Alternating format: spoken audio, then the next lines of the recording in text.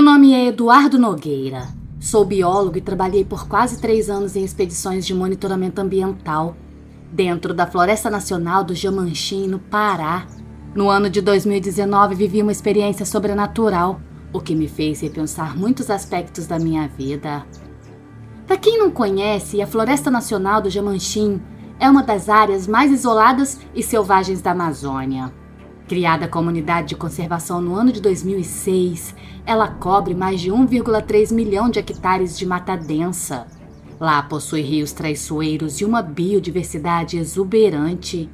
Apesar da proteção legal, a floresta enfrenta ameaças constantes, como desmatamento ilegal, tráfico de madeira e principalmente o garimpo clandestino. É que o ouro escondido sob o solo da Amazônia sempre atraiu exploradores. Desde o século passado, a região tem sido palco de invasões ilegais por garimpeiros, que devastam a terra em busca do metal precioso. Muitos desapareceram naquelas matas, vítimas de doença, emboscadas ou até assassinatos por disputas de território. Há relatos de corpos que nunca foram encontrados, tragados pela floresta ou pelo próprio rio Jamanchim.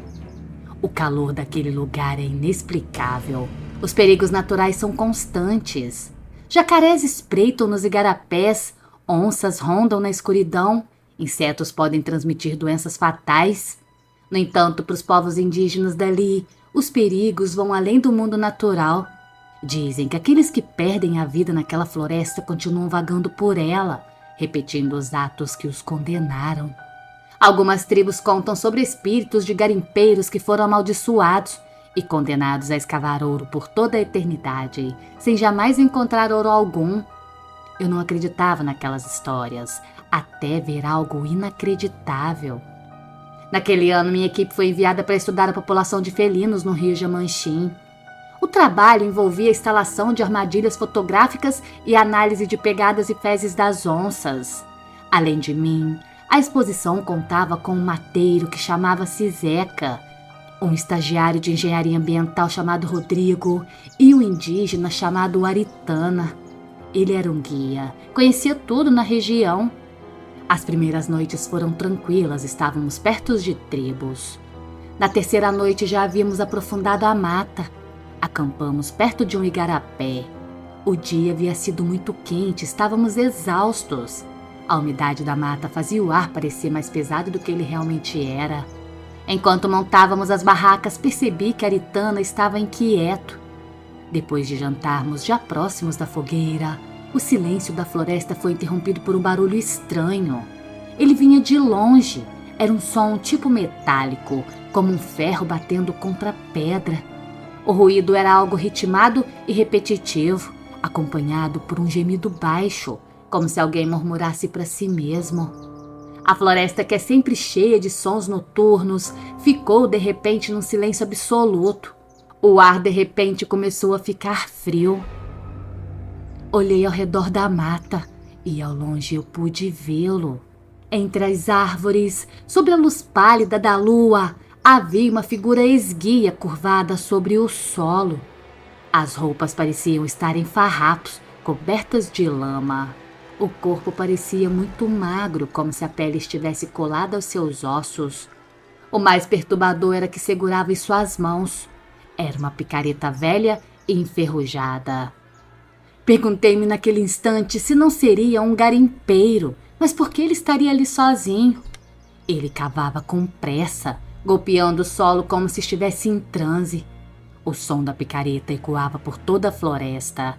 Cada batida era mais forte do que a anterior. Meu coração disparou ao notar que, apesar da intensidade daqueles golpes, não fazia buraco algum ao chão. O homem escavava no vazio e repetia os mesmos movimentos incessantemente. Foi quando de repente parou. Lentamente virou o rosto na nossa direção. Meu sangue naquele instante gelou, Luísa. Aquele à nossa frente parecia não ter olhos, apenas buracos escuros, onde deviam estar as suas órbitas.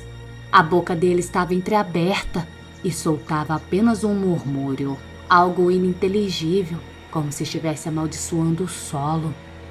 Eu fiquei petrificado. Olhei para os meus companheiros e todos viam a mesma coisa. Diferente dos relatos onde algumas pessoas veem e outras não. Aquilo era nítido para todo mundo. Em seguida, aquela presença deu um passo na nossa direção. Nessa hora, vi que Aritana fez um movimento rápido e apanhou a mochila dele. Tirou de lá um punhado de folhas secas, depois jogou no meio da fogueira. Vimos que a fumaça subiu subitamente, carregando um cheiro amargo e forte. O ar ao nosso redor nesse instante parecia vibrar e no piscar de olhos a figura desapareceu. O som da picareta cessou abruptamente. O silêncio que veio a seguida foi absoluto. Os animais ficaram todos calados. Apenas a floresta estava nos encarando. Nenhum de nós sabia explicar o que aconteceu. Aritana nem se deu ao trabalho. Para ele aquilo era muito claro. Quando o sol finalmente nasceu, aquela sensação de opressão começou a desaparecer. Mas antes de desmontarmos o acampamento, notei algo que me fez ter certeza como Aritana. Haviam pegadas estranhas ao redor da clareira. Eram de botinas, mas não era dos nossos calçados. O mais perturbador de tudo é que elas estavam exatamente onde vimos aquele homem. Só que não havia sinal algum de terra remexida, nenhum buraco e nenhuma escavação real. Naquele instante eu compreendi o indígena. Aquele espírito não estava buscando ouro, estava preso no momento de sua morte e condenado a repetir para sempre a escavação que o havia levado à loucura. Em 2022 eu fui para a universidade e abandonei o campo, mas era o tipo de trabalho que eu mais gostava de fazer. Eu nunca mais visitei aquela região. Também nunca mais duvidei das histórias que os indígenas contam sobre os espíritos do Jamanchim.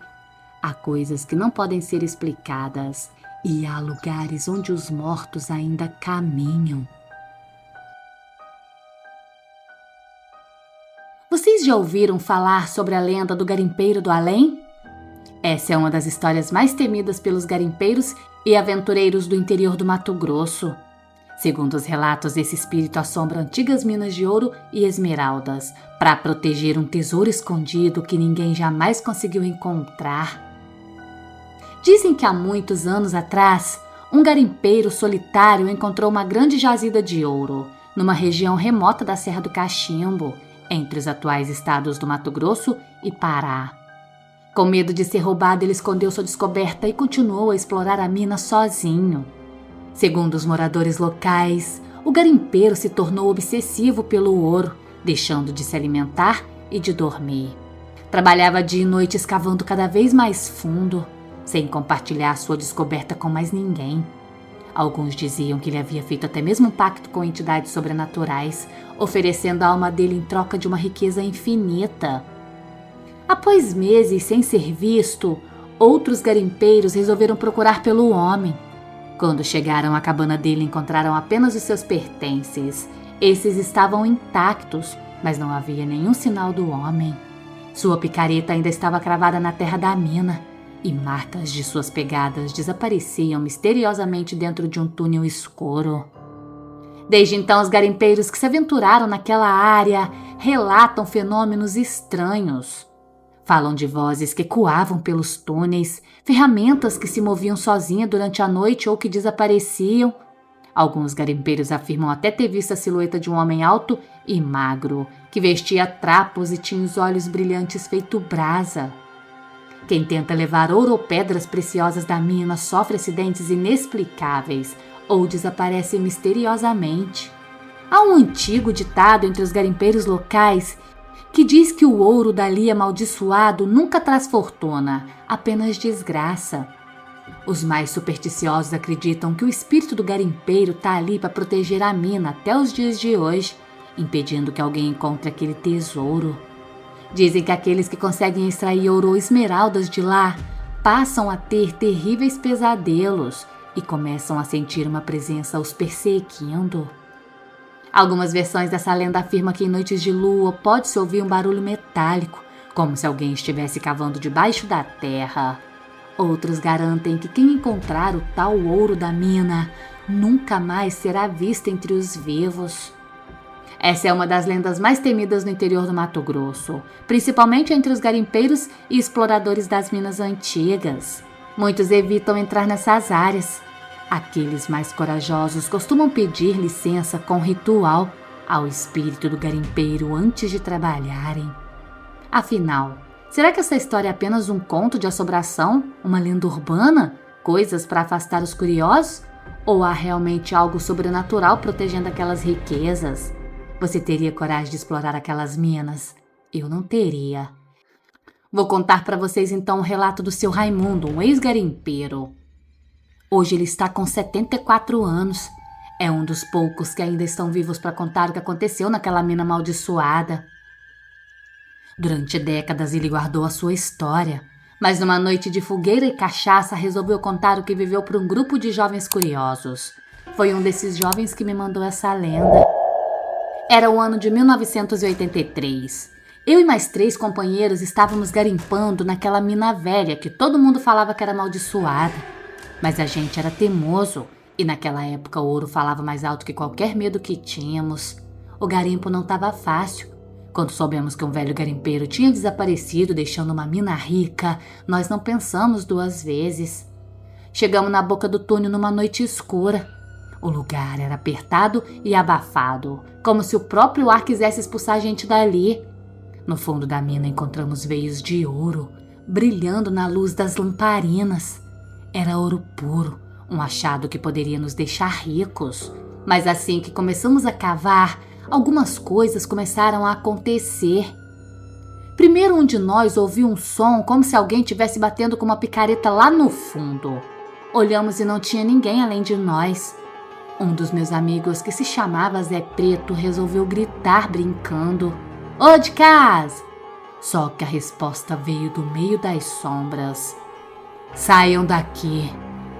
Era uma voz arrastada, parecia vir de dentro da terra. Me arrepiei dos pés à cabeça. Mas Zé Preto, teimoso como era, riu e continuou cavando. Foi quando a lamparina dele apagou sozinha. No mesmo instante, um vento gelado correu pelo túnel todo, uma coisa impossível de acontecer ali debaixo da terra. Ficamos no escuro, apenas com fósforo na mão. Acendi um e foi então que eu vi. Era ele. No fundo da mina, parado entre as pedras, estava um homem magro. Quando vi aquela aparência cadavérica, joguei o fósforo no chão, que apagou imediatamente. Corremos então para fora do túnel. Aquele era o garimpeiro desaparecido, só pode. O rosto dele era pálido e tinha olhos arregalados de terror. Ele tá aqui, tá olhando para nós, uma das pessoas do grupo estava dizendo. O grupo então correu pro túnel afora, largando até as ferramentas para trás. Seu Raimundo estava em choque, nunca mais quis falar sobre aquela visagem, mas os outros garimpeiros trataram de espalhar a história. Essa ficaria conhecida como Garimpeiro do Além. A mina do garimpeiro continua sendo evitada até hoje. Alguns dizem que o espírito dele está lá para proteger mesmo o ouro e pune aqueles que tentam levá-lo. Mas há os que afirmam que os próprios fantasmas dos garimpeiros que morreram lá dentro continuam ainda cavando na escuridão eterna. Seja lá o que tenha acontecido naquela noite, uma coisa é certa: aquela visagem não era coisa desse mundo. Você teria coragem de explorar uma mina assim? Uma boa noite para todos vocês.